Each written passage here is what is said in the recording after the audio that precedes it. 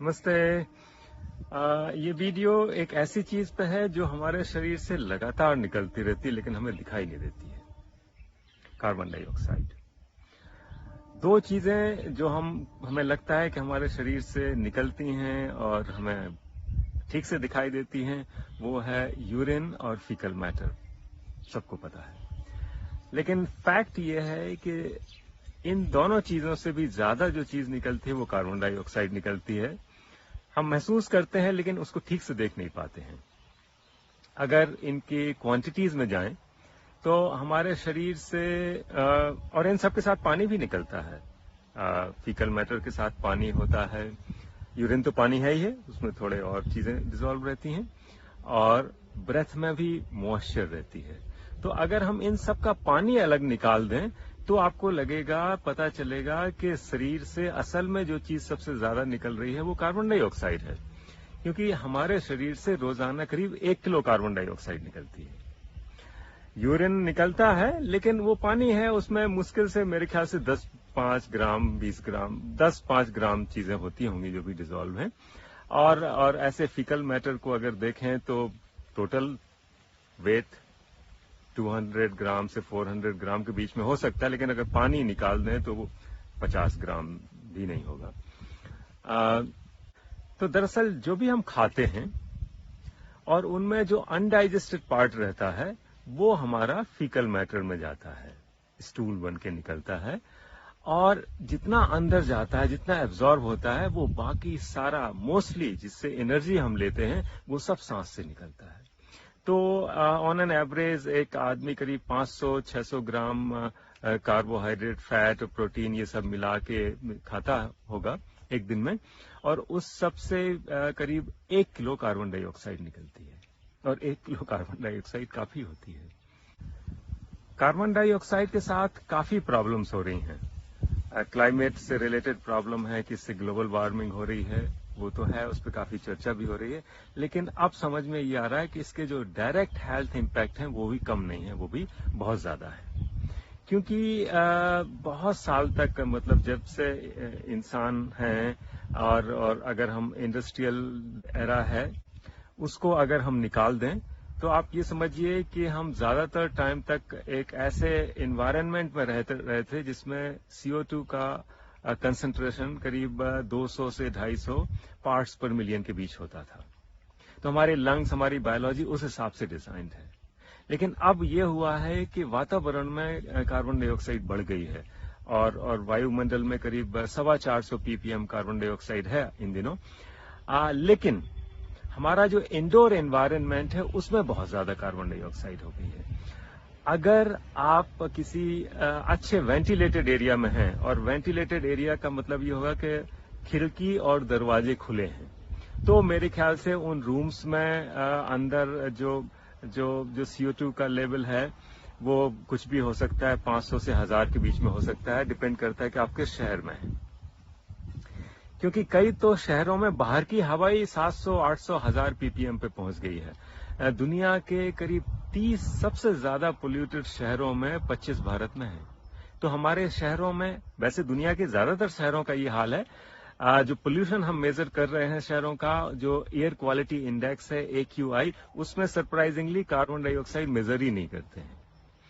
तो वो शामिल नहीं है, इसलिए पता नहीं चलता है, लेकिन दुनिया के ज्यादातर बड़े शहरों में 700, 800, 1000 ppm भी कार्बन डाइऑक्साइड पहुंच रही होगी या पहुंचने वाली होगी। तो जब बाहर की हवा में इतना CO2 है तो अंदर की हवा में और ज्यादा होगा, क्योंकि हम सांस से लगातार CO2 निकाल रहे हैं।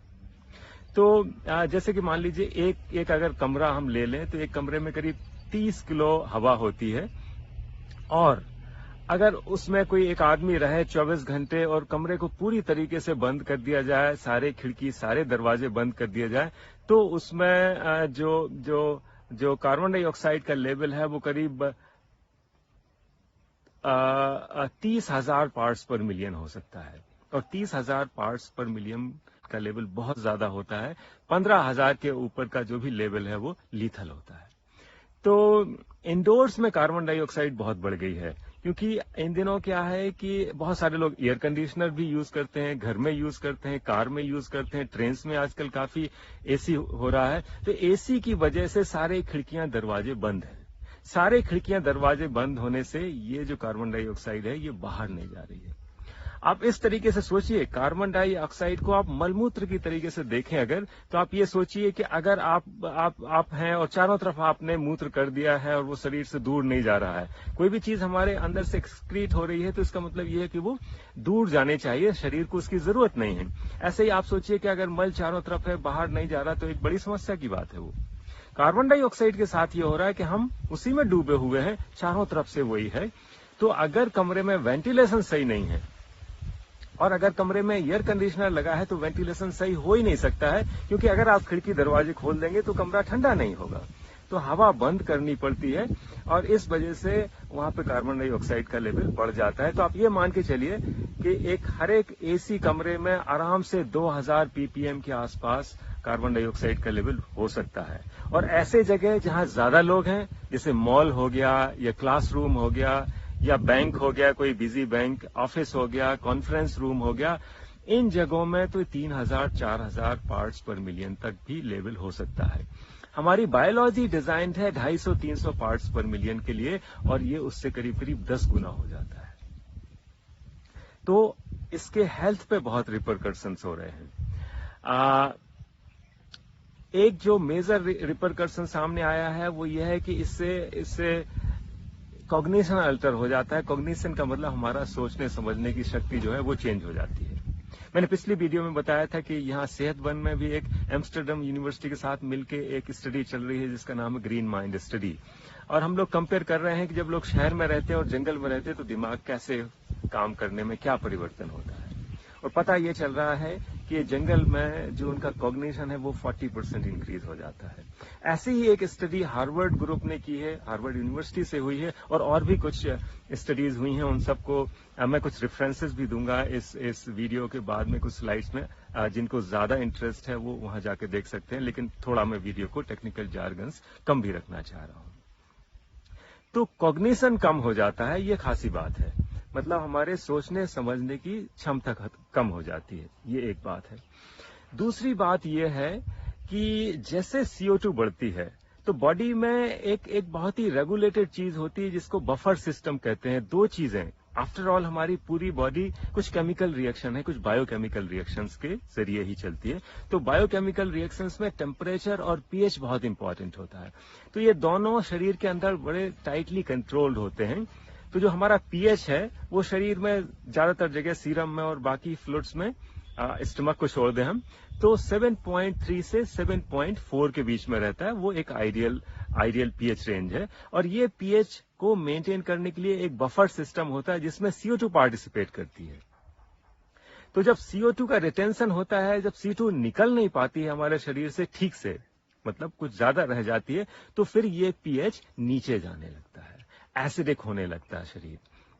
और एसिडिक होने से फिर आप देखिए कि हमारे शरीर बहुत सारी प्रोटीन्स, हार्मोन्स, एंजाइम्स वगैरह रहते हैं, तो इनकी एक कुछ टर्सरी क्वाटरनरी स्ट्रक्चर होते हैं जो कि जरा सी पीएच चेंज होने पे उनका बिहेवियर बदल जाता है, उनकी फंक्शनलिटी बदल जाती है।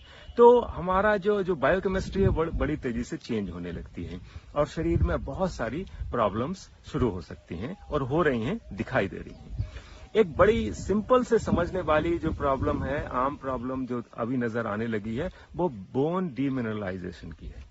जैसे पीएच नीचे जाता है, थोड़ा एसिडिक होता है, तो एसिडिक होने से बोन्स में से मिनरल्स, कैल्शियम वगैरह निकलने लगता है, तो बोन्स वीक हो जाती हैं और फ्रैक्चर होने के चांसेस हो जाते हैं, ऑस्टियोपोरोसिस हो जाता है। और ये हो रहा है बहुत लोगों को आजकल, जरा सी चोट लगती है, गिरते हैं और फ्रैक्चर होते हैं। और फ्रैक्चर भी ऐसे नहीं कि हड्डी एक जगह से टूट गई, वो टुकड़े टुकड़े हो जाती है, क्योंकि हड्डियां इतनी कमजोर हो गई हैं कि वो ऐसे टूटते हैं कि बिखर सी जाती हैं। तो ये एक प्रॉब्लम हो रही है, और इस प्रॉब्लम को दूर करने के लिए कई दफा लोग कैल्शियम सप्लीमेंट लेते हैं, जिससे कि और प्रॉब्लम बढ़ जाती है। क्योंकि होता यह है कि ये जो कैल्शियम निकलता है ये किडनी में जाता है, हार्ट में जाता है, और खासतौर से किडनी में बड़ी प्रॉब्लम्स क्रिएट करता है। तो दोनों जगह प्रॉब्लम हो रही है, एक तो हड्डियां में से निकल रहा है, वहां प्रॉब्लम हो रही है, और किडनी में जहां ये जा रहा है वहां भी प्रॉब्लम हो रही है। और अगर आपने कैल्शियम सप्लीमेंट ले लिया तो फिर किडनी को और भी प्रॉब्लम होगी। तो कुल मिला के इसके ये डैमेजेस ज्यादा होते हैं। और अगर ये हम कार्बन डाइऑक्साइड के एनवायरनमेंट में थोड़ा लंबे टाइम तक रह जाएं जहां हाई CO2 हो, तो फिर और प्रॉब्लम्स हैं, जैसे कि हमारा थोड़ा एक इन्फ्लेमेशन क्रिएट हो जाता है अंदर, ऑक्सीडेटिव स्ट्रेस बढ़ जाता है। ये नया फील्ड है, अभी बहुत सारी इसमें रिसर्च आ रही है, अब समझ में आ रहा है। क्योंकि परिवर्तन छोटा नहीं है, परिवर्तन बहुत बड़ा है।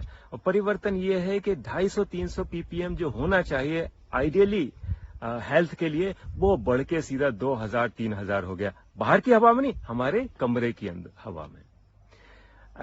बड़ा विषय है, गंभीर विषय है, इसको थोड़ा टुकड़े टुकड़े में समझना पड़ेगा। तो इसमें हम आगे जाके भी जैसे जैसे समझ बढ़ेगी हम और वीडियोज इसमें बनाएंगे। लेकिन फिलहाल हमें क्या काम करना है? तो फिलहाल हमें काम ये करना है कि पहली चीज तो अपने दिमाग में ये समझ बनानी है कि हमारा शरीर का जो मेन एक्सक्रीशन है वो कार्बन डाइऑक्साइड है, जो कि सांस से निकल रहा है। यूरिन और लैट्रिन स्टूल भी एक्सक्रीशन है, लेकिन वो क्वांटिटेटिवली छोटे एक्सक्रीशन है। सबसे बड़ा एक्सक्रीशन हमारा कार्बन डाइऑक्साइड है, और ये एक्सक्रीटा दूर जाना चाहिए। तो हमें एनक्लोज्ड स्पेसेस में नहीं रहना चाहिए, बंद स्पेसेस में नहीं रहना चाहिए। और सबसे इंपॉर्टेंट बात यह है कि एयर कंडीशनर का उपयोग तुरंत बंद करना चाहिए अगर हम टेम्परेचर्स झेल पा रहे हैं तो। और टेम्परेचर्स झेलने के लिए मैं एक ये बात भी बता दूं, क्योंकि ग्लोबल वार्मिंग चल रही है, लगातार टेम्परेचर्स बढ़ रहे हैं, तो फ्यूचर में हमें एक्चुअल में एबिलिटी बनानी होगी कि और ज्यादा टेम्परेचर में हम रह पाएं।